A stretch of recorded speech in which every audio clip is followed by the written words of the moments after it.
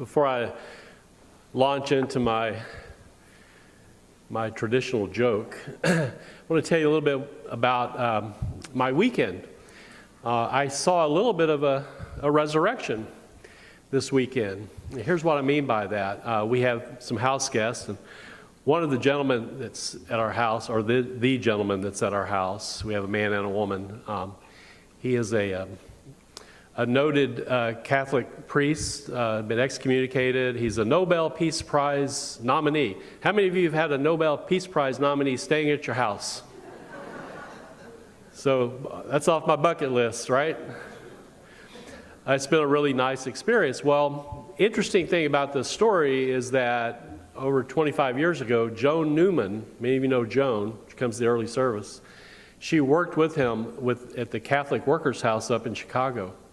And they worked together a long time. And Roy Bourgeois is the man's name, Father Roy, and he has spent time in prison for some of his activism. He was a missionary down in Bolivia, spent time in a Bolivian prison, did some peace activism here in the United States, which will often get you in trouble. He spent some time in prison up in Minneapolis for a while, and Joan and a friend went to see him while he was in prison. And she had not seen him in over 25 years, and she complained to me when she heard he was coming and said, you know, when he left for Bolivia, we never saw him again. Didn't know what was going on. But last night I took her to see him. They had not seen each other over 25 years, and they were, you don't understand the kind of life these people live. Joan was a nun and worked with the Catholic workers, and he was in Bolivia and doing all this stuff. And for people like that, they grow very close together. And I mean, the reunion that they had yesterday was something you don't see very often. But it was like, in her mind, he had risen from the dead. And she told me stories this morning about how he almost died, and a friend had to go to Bolivia and get him out of there because they would have killed him. A lot of stories, great stories. And I'm sure I'll blabber on a little too much about that for a few weeks. But anyway. Speaking of going to jail, there was this defendant. He was on trial for murder, and there was very strong evidence indicating that he was guilty. But guess what? There was no corpse to be found. So in the defense lawyer's closing statement, he knew that his client would probably be convicted, so he resorted to a trick. Sort of like Courtney tricked the kids there a moment ago, right? But he said, ladies and gentlemen of the jury, I have a surprise for all of you. He said this as he looked at his watch. Within 1 minute, the person presumed dead in this case will walk into the courtroom. When he said that, he looked toward the courtroom door. The jurors, somewhat stunned, all looked on eagerly at the courtroom door. A minute passed. Nothing happened. And then finally the lawyer said, actually, I made up the previous statement, but you all looked on with anticipation. I therefore put to you that you have a reasonable doubt in this case as to whether anyone was killed, and insist that you return a verdict of not guilty. The jury, clearly confused, retired to deliberate. But only a few minutes later, they returned and pronounced a verdict of guilty.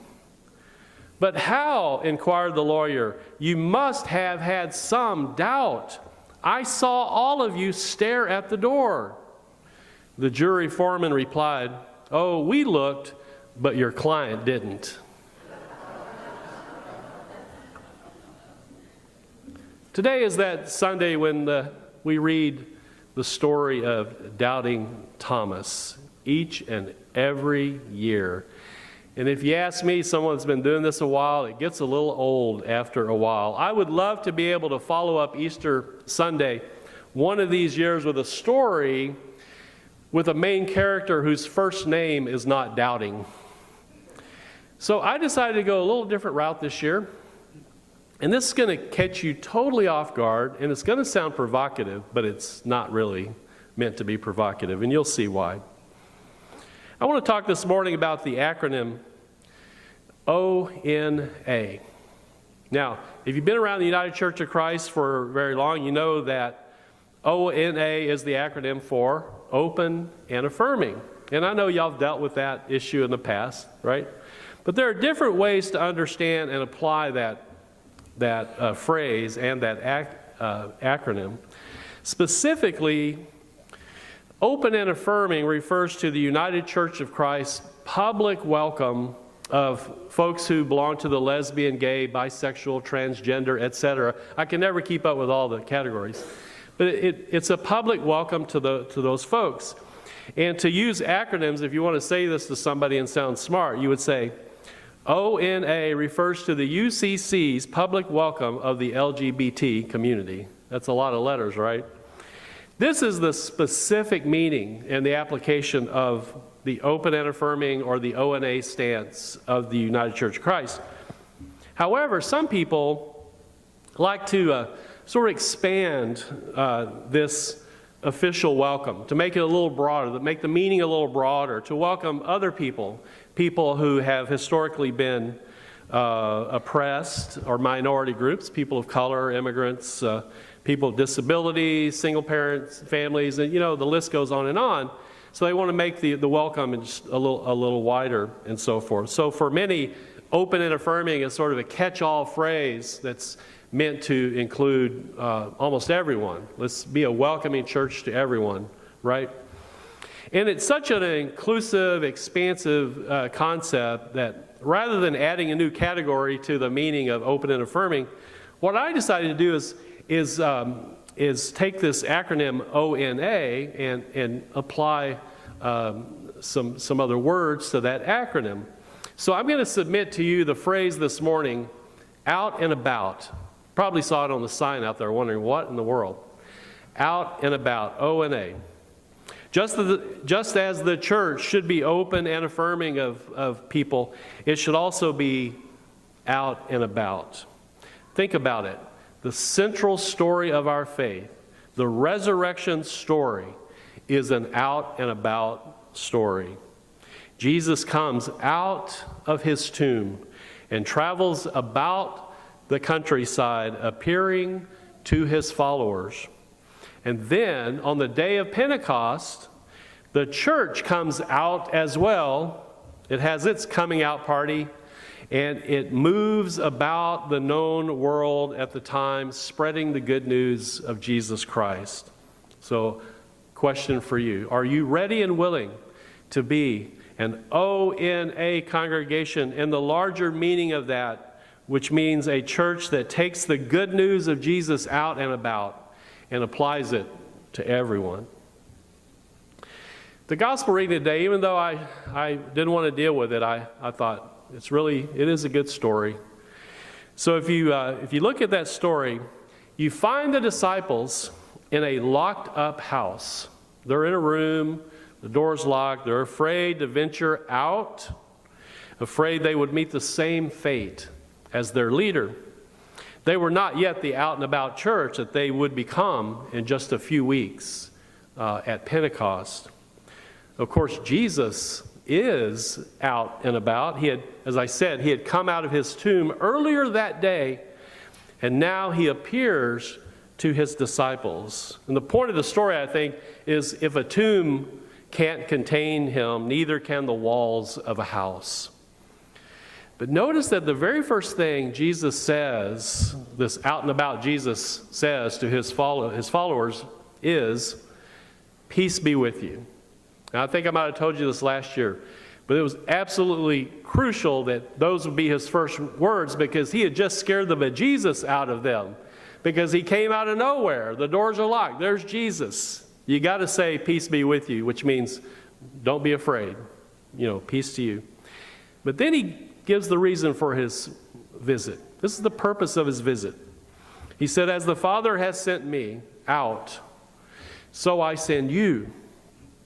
That is, just as God compelled me to leave my closeted tomb, so I am sending out of you, out of this closet that you're in, into the world. It's an ONA moment.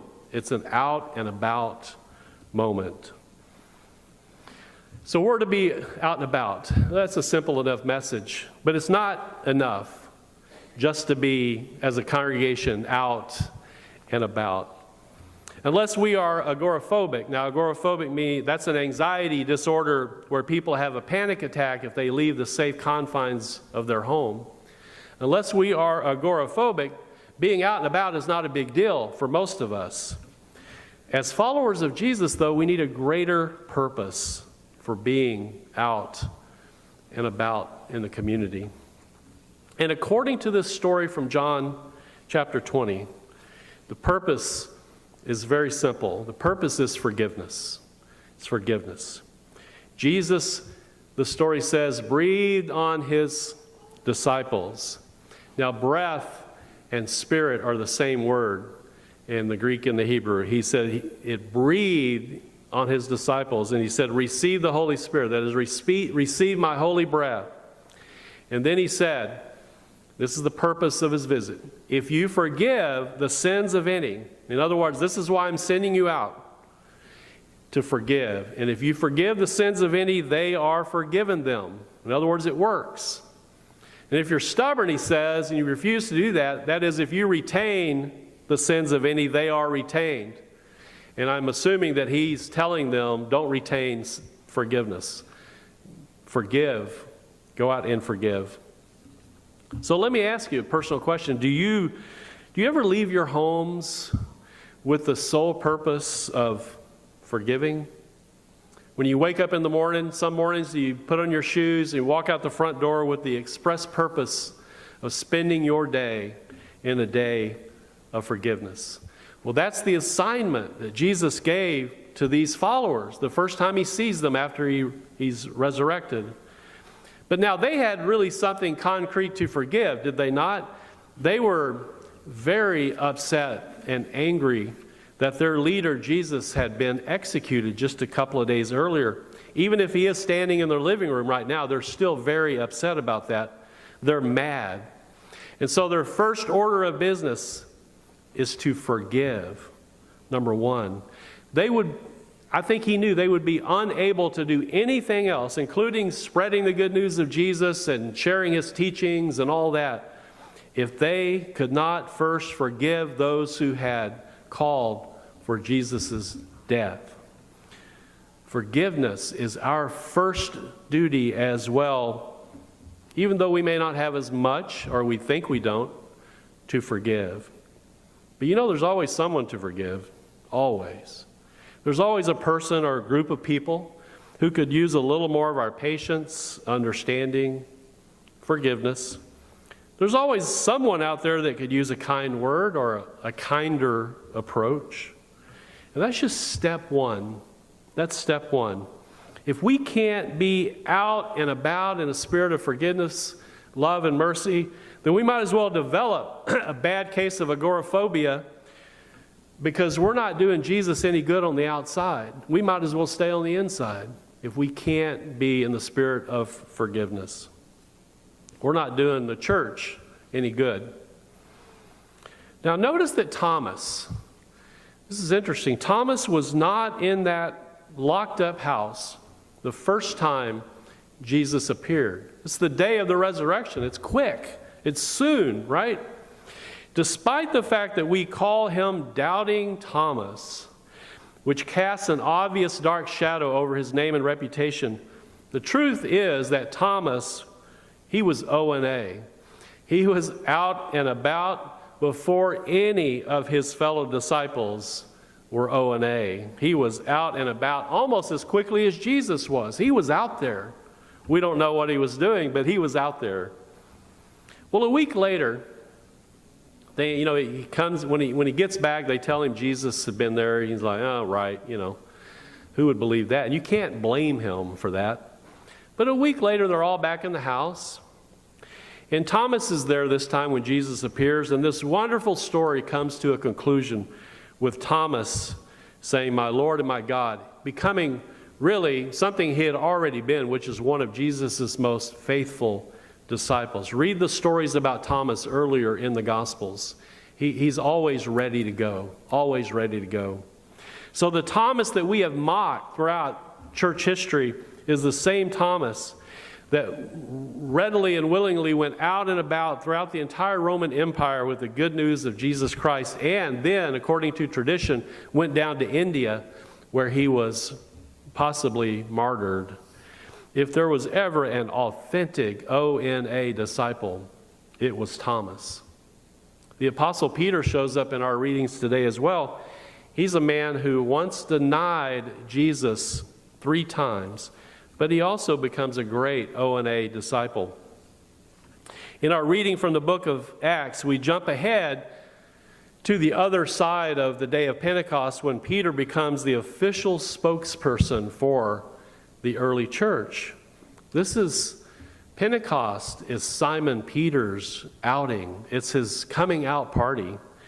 Here he stands in the midst of this great crowd of people who are in Jerusalem for the popular Feast of Weeks, that is the day of Pentecost, and he shares the Jesus story with them.